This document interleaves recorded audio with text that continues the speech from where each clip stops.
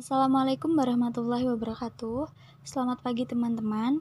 Kami dari kelompok 9 ingin membahas tentang penulisan laporan bisnis. Anggota kelompok kami, Enda Ernamawati, NPM 0159, Oktaviana Ai Pratewi, NPM 0160, Aldo Hernando, NPM 0150. Pengertian dan penggolongan laporan bisnis. Pengertian, Herta A. Murphy dan Herbert W. Hildebrandt dalam bukunya Efektif Bisnis Komunikasi menyatakan bahwa laporan bisnis tidak memihak, memiliki tujuan yang jelas, dan berisi rencana penyajian fakta kepada seseorang atau lebih dengan tujuan bisnis tertentu.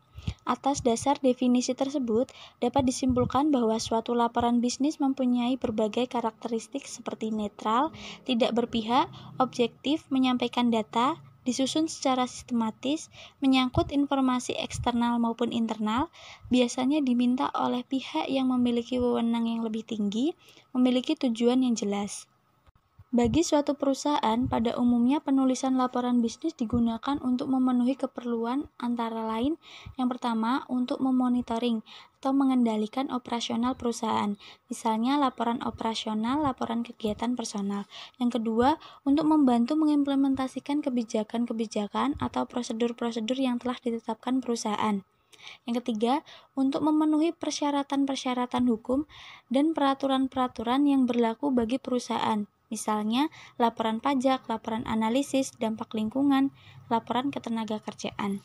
Yang keempat, untuk mendokumentasikan presentasi kerja yang diperlukan. Yang kelima, untuk menganalisis informasi dan memberikan bimbingan bagi pengambilan keputusan atas masalah tertentu. Yang keenam, untuk memperoleh sumber pendanaan atau membuka bisnis baru, misalnya proposal penjualan. Yang selanjutnya ada penggolongan laporan bisnis. Penggolongan laporan bisnis menurut fungsinya. Ada dua, yang pertama laporan informasi, berfungsi untuk memberikan informasi dengan menyampaikan fakta-fakta atau rangkuman tanpa melakukan analisis, menarik kesimpulan, atau memberi rekomendasi. Nama lain untuk laporan informasi adalah laporan perkembangan, laporan sementara, dan laporan triwulan. Yang kedua adalah laporan analitikal, yaitu menyajikan fakta-fakta, menganalisis dan menafsirkan, kemudian mengambil kesimpulan dan memberikan rekomendasi, usulan, atau laporan justifikasi. Yang selanjutnya ada menurut subjeknya. Suatu laporan dapat dibedakan berdasarkan departemen tempat laporan tersebut diperoleh. Sebagai contoh, adanya laporan akuntansi, laporan periklanan, laporan pengumpulan kredit, laporan pembelanjaan, laporan asuransi, dan lain-lain. Yang selanjutnya ada menurut formalitasnya. Ada dua, laporan formal. Laporan formal pada umumnya membentuk panjang, lebih dari 10 halaman, dan mencakup masalah-masalah kompleks.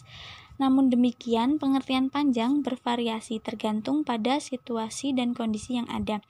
Nomor 2, laporan informal. Laporan informal biasanya hanya mencakup badan teks. Namun demikian, sejumlah laporan informal mencakup judul halaman, pengiriman, catatan akhir, dan lampiran. Yang selanjutnya ada menurut keasliannya. Ada 4. Yang pertama laporan otoritas, yang kedua laporan sukarela, yang ketiga laporan swasta, yang keempat laporan publik. Yang selanjutnya menurut frekuensinya ada 2, laporan berkala dan laporan khusus. Menurut jenisnya ada 4, laporan memorandum, laporan surat, laporan dalam bentuk cetakan, laporan formal. Yang selanjutnya menurut kegiatan proyek terdapat 3 jenis laporan, yaitu laporan pendahuluan, laporan perkembangan, dan laporan akhir.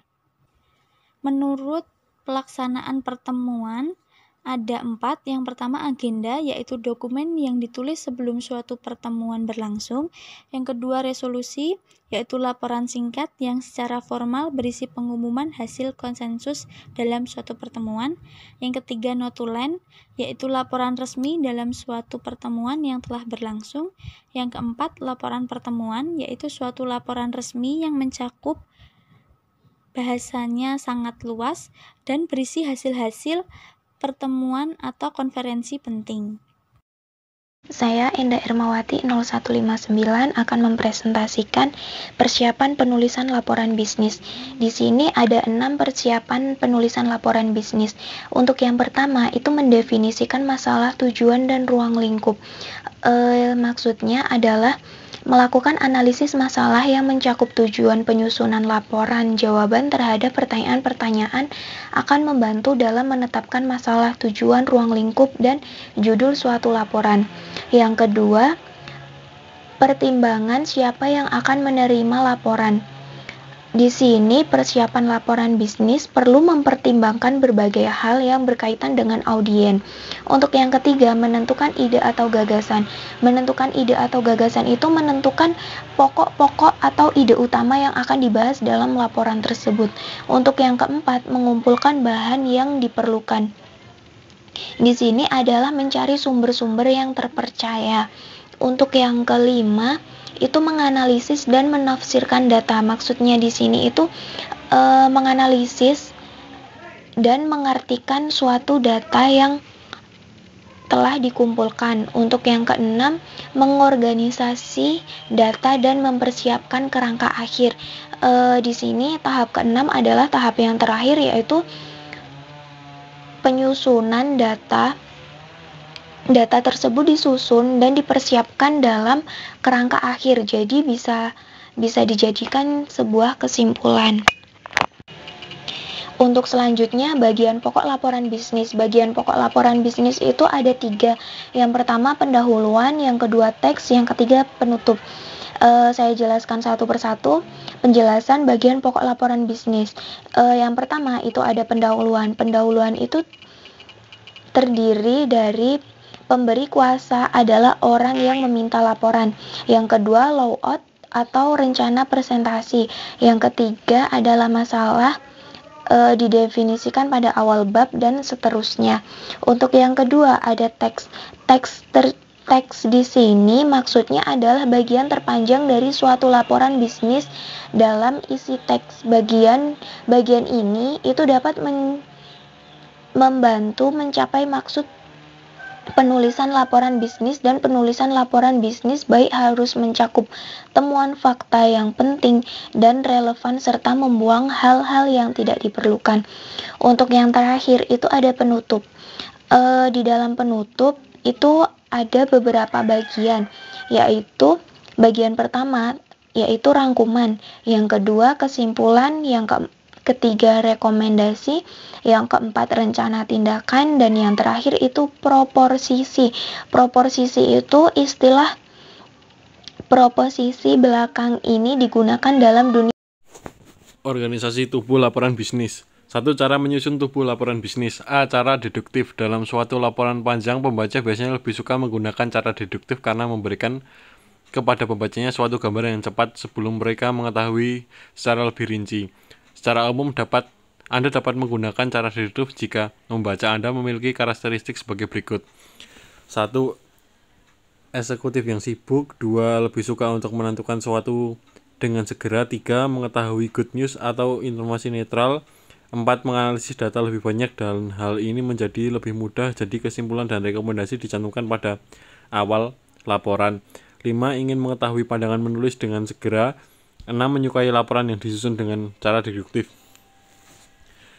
B. Cara induktif. Menjelaskan fakta-fakta yang ada sebelum ide pokok, kesimpulan atau rekomendasi dikemukakan dan menyajikan fakta-fakta serta bahan-bahan pendukung lainnya sebelumnya sampai pada bagian kesimpulan atau rekomendasi. Dapat menggunakan cara induktif jika pembaca Anda memiliki karakteristik sebagai berikut. 1. Mengetahui penjelasan secara rinci terlebih dahulu untuk dapat memahami kesimpulan dan rekomendasinya. 2. Ingin mengetahui kesimpulan yang kurang menyenangkan atau bad news. 3. Mungkin merasa kesimpulannya tidak bisa dan dapat menerimanya. 4. Perlu membaca keseluruhan laporan, bukan hanya bagian akhir saja. 5. Lebih menyukai laporan disusun dengan cara induktif. 2. Cara menyusun teks laporan bisnis. A. Membuat topik-topik atau kriteria. B. Menyusun urutan suatu peristiwa atau kejadian-kejadian. C. Mendeskripsikan lokasi atau tempat. D. Menjelaskan suatu proses prosedur. E. Menyusun urutan tingkat pentingnya secara alfabet.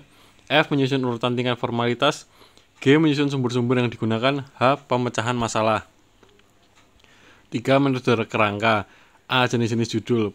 Dalam penulisan laporan, jenis-jenis judul dapat digolongkan ke dalam 4 judul, yaitu 1. Judul topik, 2. Judul kalimat lengkap, 3. Judul kalimat imperatif, 4. Dan judul varian. B. Format kerangka. Kerangka singkat atau pendek yaitu hanya 3 atau 4 judul dan subjudul. Sedangkan untuk kerangka panjang dapat menggunakan salah satu dari ketiga cara yang tersedia. Bila menyusun judul dan subjudul, perlu diperhatikan 5 hal berikut. 1. 4 ide-ide yang paling penting pada tingkat tertinggi, lalu mengembangkan panjang laporan, subjek, dan pembaca. 2. Sedapat mungkin dicobalah untuk menjaga keseimbangan masing-masing bagian. 3. Jika Anda membagi suatu topik, paling tidak mempunyai 2 subjudul. 4. Gunakan pertimbangan dengan baik, jangan terlalu banyak dan terlalu sulit untuk subjudul. 5. Tidak pernah menggunakan judul laporan sebagai bagian judul. C. Paralelisme dalam judul. Semua judul harus paralel, artinya semua tingkat yang sama dalam setiap bagian kerangka. Ini berarti bahwa judul harus mempunyai bentuk geometrial yang sama, seperti semua merupakan kata, benda, frase, atau kalimat.